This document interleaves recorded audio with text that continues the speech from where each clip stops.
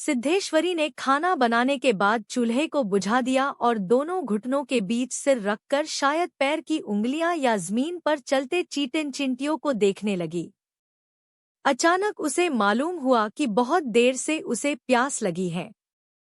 वह मतवाले की तरह उठी और गगरे से लोटा भर पानी लेकर गटगट चढ़ा गई।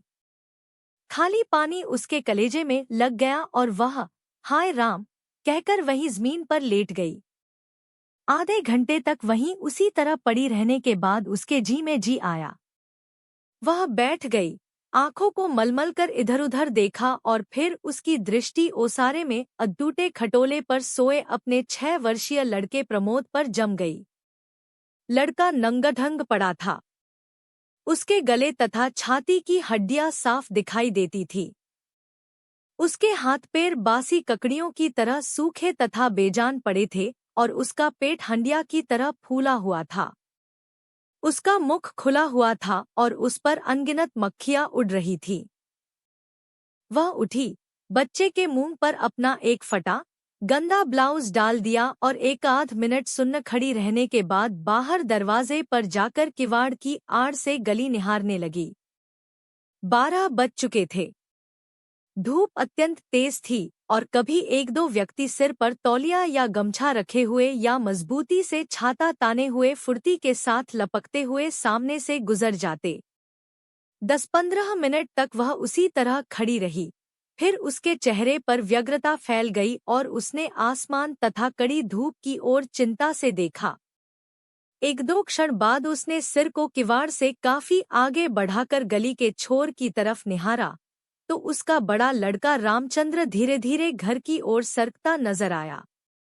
उसने फुर्ती से एक लोटा पानी ओसारे की चौकी के पास नीचे रख दिया और चौके में जाकर खाने के स्थान को जल्दी जल्दी पानी से लीपने पोतने लगी। वहां पीढ़ा रखकर उसने सिर को दरवाजे की ओर घुमाया ही था कि रामचंद्र ने अंदर कदम रखा। रामचंद्र आकर धम से चौकी पर बैठ गया और फिर वहीं बेजानसा लेट गया। उसका मुंह लाल तथा चढ़ा हुआ था, उसके बाल अस्तव्यस्त थे और उसके फटे पुराने जूतों पर गर्द जमी हुई थी। सिद्धेश्वरी की पहले हिम्मत नहीं हुई कि उसके पास आए और वहीं से वह भयभीत हिरनी की भांति सिर उचका घुमाकर बेटे को व्यग्रता से निहारती रही। किंतु लगभग 10 मिनट बीतने के पश्चात भी जब रामचंद्र नहीं उठा तो वह घबरा गई। पास जाकर पुकारा, बड़कू बड़कू, लेकिन उसके कुछ उत्तर न देने पर डर गई और लड़के की नाक के पास हाथ रख दिया। सांस ठीक से चल रही थी। फिर सिर पर हाथ रखकर देखा, बुखार नहीं था। हाथ के स्पर्श से रामचंद्र ने आंखें खोलीं। पहले उसने माँ की ओर सुस्त नजरों से देखा, फिर झट से उठ बैठा। जूते निकालने और नीचे रखे लोटे के जल से हाथ पैर धोने के बाद वह यंत्र की तरह चौकी पर आकर बैठ गया। सिद्धेश्वरी ने डरते डरते पूछा, खाना तैयार है, यहीं लगाओ क्या? रामचंद्र ने उठते हुए प्रश्न किया। बाबूजी खा चुके, सिद्धेश्वरी ने चौके की ओर भागते हुए उत्तर दिया। आते ही होंगे। रामचंद्र पीढ़े पर बैठ गया। उसकी उम्र लगभग 21 वर्ष की थी। लंबा, दुबला-पतला, गोरा रंग, बड़ी बड़ी आंखें तथा होंठ पर झुर्रियां। वह एक स्थानीय दैनिक समाचार पत्र के दफ्तर में अपनी तबीयत से प्रूफरीडरी का काम सीखता था। पिछले साल ही उसने इंटर पास किया था। सिद्धेश्वरी ने खाने की थाली सामने लाकर रख दी और पास ही बैठकर पंखा करने लगी। रामचंद्र ने खाने की ओर दार्शनिक की भांति देखा। कुल 2 रोटियां, भरकटोरा पनियाई दाल और चने की तली तरकारी। रामचंद्र ने रोटी के प्रथम टुकड़े को निगलते हुए पूछा, मोहन कहाँ है? बड़ी कड़ी धूप हो रही है। मोहन सिद्धेश्वरी का मंझला लड़का था। उसकी उम्र 18 वर्ष थी और वह इस साल हाई स्कूल का प्राइवेट इम्तिहान देने की तैयारी कर रहा था। वह न मालूम कब से घर से गायब था और सिद्धेश्वरी को स्वयं पता नहीं था कि वह कहाँ गया है। किंतु सच बोलने की उसकी तबीयत नहीं हुई और झूठ मूठ उसने कहा, किसी लड़के के यहाँ पढ़ने गया है, आता ही होगा। दिमाग उसका बड़ा तेज है और उसकी तबीयत 24 घंटे पढ़ने में ही लगी रहती है। हमेशा उसी की बात करता रहता है। रामचंद्र ने कुछ नहीं कहा। एक टुकड़ा मुंह में रखकर भरा गिलास पानी पी गया, फिर खाने लग गया। वह काफी छोटे छोटे टुकड़े तोड़कर उन्हें धीरे धीरे चबा रहा था। सिद्धेश्वरी भय तथा आतंक से अपने बेटे को एकटक निहार रही थी। कुछ क्षण बीतने के बाद डरते डरते उसने पूछा, वहां कुछ हुआ क्या? रामचंद्र ने अपनी बड़ी बड़ी भावहीन आंखों से अपनी मां को देखा, फिर नीचा सिर करके कुछ रुखाई से बोला, समय आने पर सब ठीक हो जाएगा। सिद्धेश्वरी चुप रही। धूप और तेज होती जा रही थी। छोटे आंगन के ऊपर आसमान में बादल में एक दो टुकड़े पाल की नावों की तरह तैर रहे थे। बाहर की गली से गुजरते हुए एक खड़खड़िया इक्के की आवाज आ रही थी और खटोले पर सोए बालक की सांस का खरखर शब्द सुनाई दे रहा था।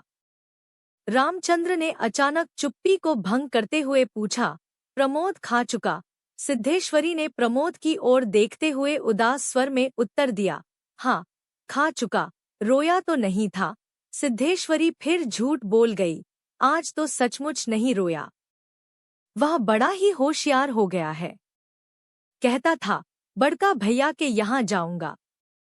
ऐसा लड़का, पर वह आगे कुछ न बोल सकी, जैसे उसके गले में कुछ अटक गया।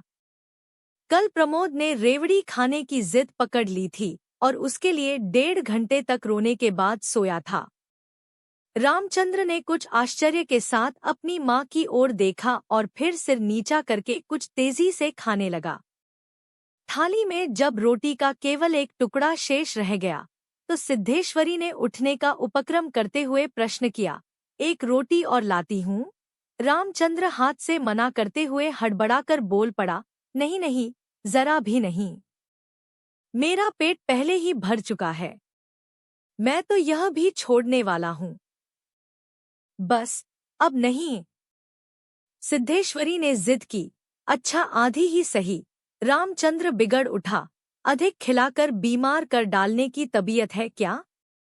तुम लोग जरा भी नहीं सोचती हो। बस, अपनी जिद। भूख रहती तो क्या ले नहीं लेता। सिद्धेश्वरी जहां की तहां बैठी ही रह गई। रामचंद्र ने थाली में बचे टुकड़े से हाथ खींच लिया और लोटे की ओर देखते हुए कहा, माँ, पानी लाओ।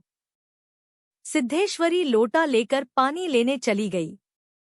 रामचंद्र ने कटोरे को उंगलियों से बजाया, फिर हाथ को थाली में रख दिया। 1-2 क्षण बाद रोटी के टुकड़े को धीरे से हाथ से उठाकर आंख से निहारा और अंत में इधर-उधर देखने के बाद टुकड़े को मुंह में इस सरलता से रख लिया जैसे वह भोजन का ग्रास न होकर पान का बीड़ा हो। मंझला लड़का मोहन आते ही हाथ पैर धोकर पीढ़े पर बैठ गया। वह कुछ सांवला था और उसकी आंखें छोटी थी। उसके चेहरे पर चेचक के दाग थे। वह अपने भाई ही की तरह दुबला-पतला था, किंतु उतना लंबा न था। वह उम्र की अपेक्षा कहीं अधिक गंभीर और उदास दिखाई पड़ रहा था। सिद्धेश्वरी ने उसके सामने थाली रखते हुए प्रश्न किया, कहाँ रह गए थे बेटा? भैया पूछ रहा था। मोहन ने रोटी के एक बड़े ग्रास को निगलने की कोशिश करते हुए अस्वाभाविक मोटे स्वर में जवाब दिया, कहीं तो नहीं गया था, यहीं पर था। सिद्धेश्वरी वहीं बैठकर पंखा डुलाती हुई इस तरह बोली जैसे स्वप्न में बड़बड़ा रही हो, बड़का तुम्हारी बड़ी तारीफ कर रहा था। कह रहा था, मोहन बड़ा दिमागी होगा, उसकी तबीयत 24 घंटे पढ़ने में ही लगी रहती है। यह कहकर उसने अपने मंझले लड़के की ओर इस तरह देखा जैसे उसने कोई चोरी की हो। मोहन अपनी माँ की ओर देखकर फीकी हंसी हंस पड़ा और फिर खाने में जुट गया। वह परोसी गई 2 रोटियों में से एक रोटी कटोरे की 3/4 दाल तथा अधिकांश तरकारी साफ कर चुका था। सिद्धेश्वरी की समझ में नहीं आया कि वह क्या करे। इन दोनों लड़कों से उसे बहुत डर लगता था। अचानक उसकी आंखें भर आईं। वह दूसरी ओर देखने लगी। थोड़ी देर बाद उसने मोहन की ओर मुंह फेरा, तो लड़का लगभग खाना समाप्त कर चुका था।